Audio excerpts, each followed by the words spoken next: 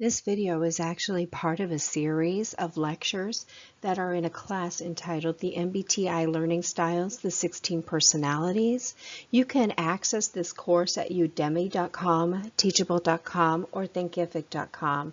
You can also find more information at studentsuccessbase.com, which is our website, and the information is in printed format on Amazon in both a paperback and Kindle versions.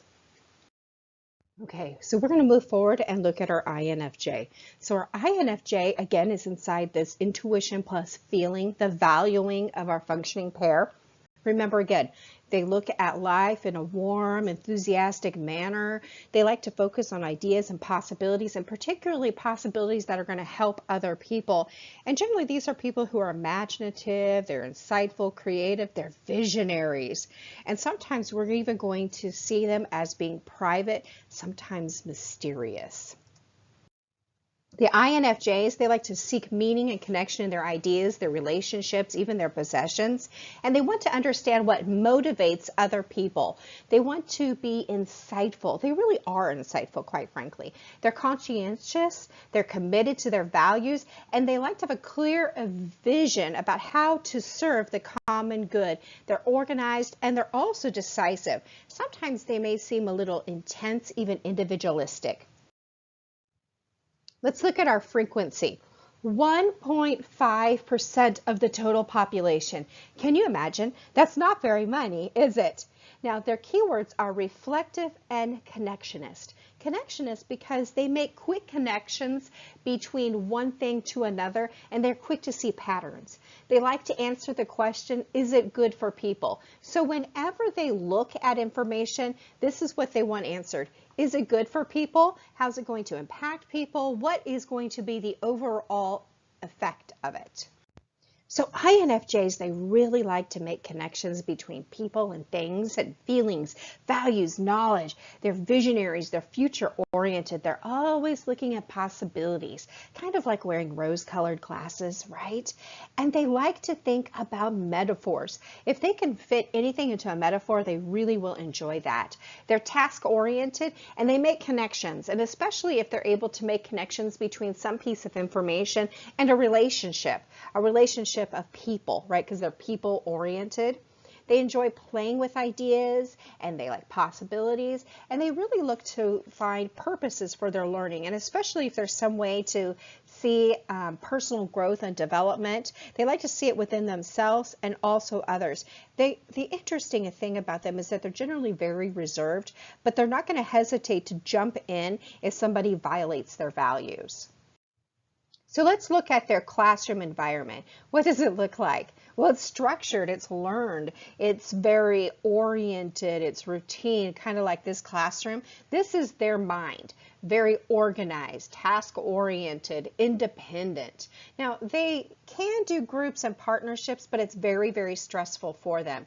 They're going to prefer a teacher-centered classroom, so they will really enjoy it when a teacher's at the front of a classroom providing the center of attention or being the sage on the stage. So lectures are valuable for this learner. They need time to reflect. They like to read, and they will enjoy that. Not only will they just enjoy reading, but they learn very easily from this. They thrive in libraries, love it.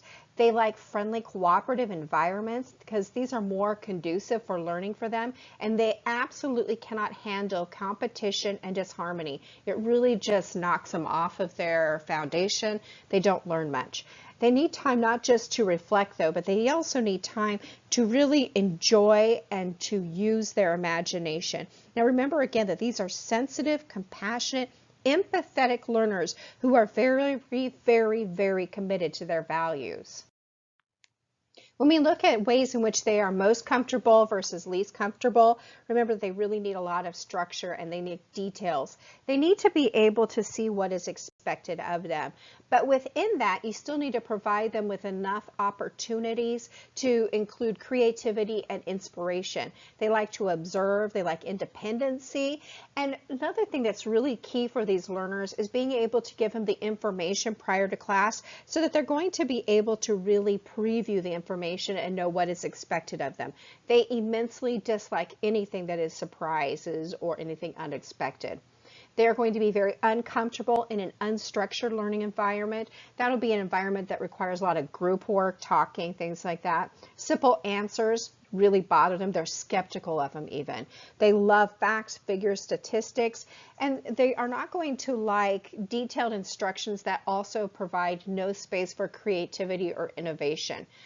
Now, if you ever really want to give him a frustration, it's to make them the center of attention or to volunteer them, because they're really unable to verbalize some of their inner insights, and it really frustrates them. They want to be able to ponder before they have to answer. And when you volunteer them to answer, they don't have the opportunity to really think first. Some teaching tips. So as an educator, make sure that the INFJs have a structured classroom with traditional teaching methodologies, but also with enough flexibility that they can use their creativity and innovation.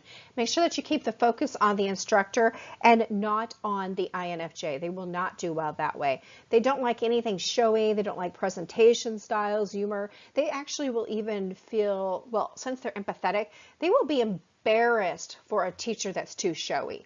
So INFJs are not only interested in learning that way, but they actually are very skeptical about things that don't happen the way that they feel they should, and they will lose focus if something is not important. They need time for reflection, imagination stimulated, and remember always to use that question, is it good for people? And that will help to assist when you're teaching them. They like straightforward feedback, and they don't mind criticism. Criticism is actually not a problem for INFJs, but they do need a little bit help in scaffolding. So if you can give them some assistance in creating connections between old material and new material, that would really help them. It would really help them to follow through with that in-depth learning, as well as providing a little bit of time for questions and answers.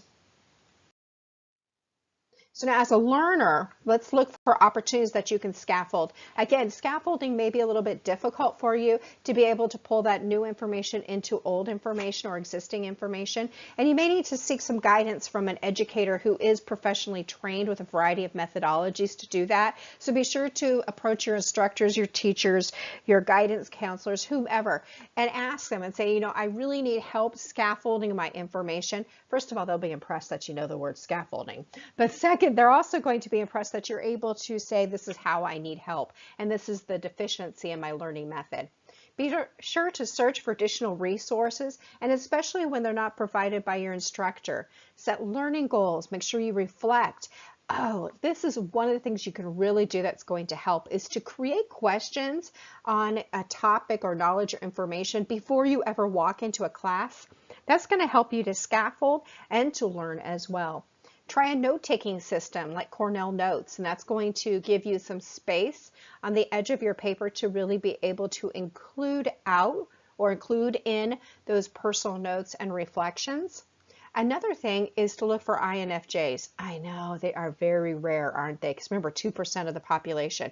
But you can seek them out and talk to them and find out what strategies they use for learning and studying. But most of all, don't forget to really pay attention to how you learn, and make sure that you share that information, that you're not being too private, but that you continue to be deeply committed to your values and to be able to really use the information that you are gathering.